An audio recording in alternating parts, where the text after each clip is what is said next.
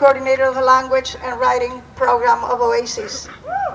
And if there is a club, a group committed to students on this campus, that is Oasis. I have been on this campus for 30 years very soon. And I have been on the struggle ever since I was in high school, like the little compañeras and compañeritos from Lincoln High were here. I've seen much injustice, and I have suffered much in my own person. I have cried days and nights in other places in the world and here. And I came here in 1974 as a graduate student, and this university welcomed me. And then I found a family and professors who still are here, who are human, who respect people's dignity. And I felt that I have found a real warm, a real humane place. But in 30 years, that paradise is somewhat turning into the nightmare from which I ran away. I have seen much mobilization on this campus because they cut the trees, because they didn't cut the trees, because they opened ground for this, they didn't open ground for that, because the scholarships and all that. Every issue I have been here, not for me, not for my colleagues who are all here today, not for the professor, but for the students, because that's the objective of my life. And it will always be. One thing, and two or three.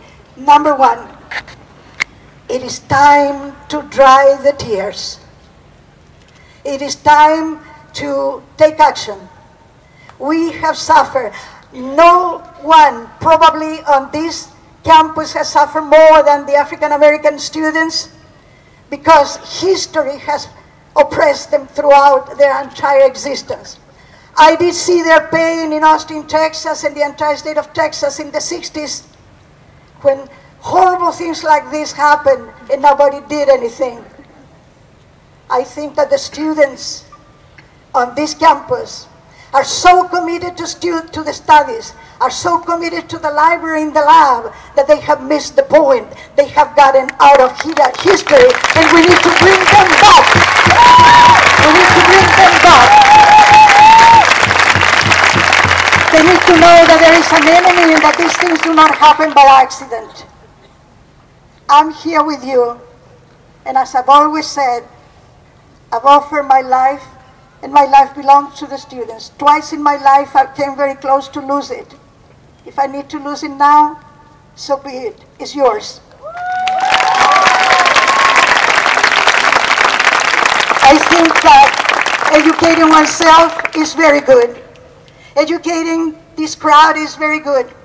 But I think that there is a crowd on this campus.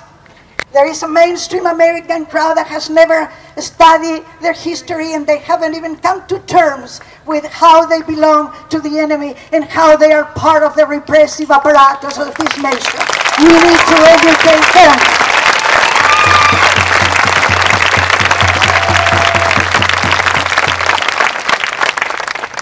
Madam Chancellor,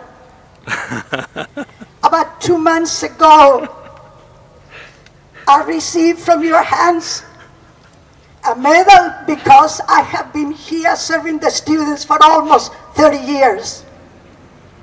You cannot imagine how happy that medal made me. Not for me, but because it honors the memory of my father, an uneducated guy who said to me in his lack of literacy at all, that the only thing that I could get in life and win was education. Please help me to continue to loving that medal, Madam Chancellor.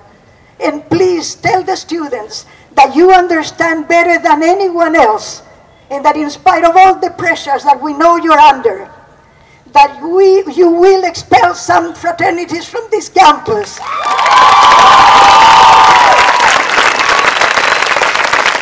And that even if the people make an issue that getting the koala out of this campus is a violation,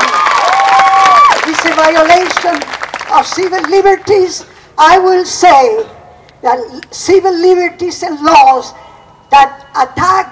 and deteriorate the dignity, the pride, and the freedom of human beings to do what they want to do for their own dignity are no laws worth to be respected. I'm going to yield to the Chancellor. I'm going to call her here to the microphone. Madam Chancellor.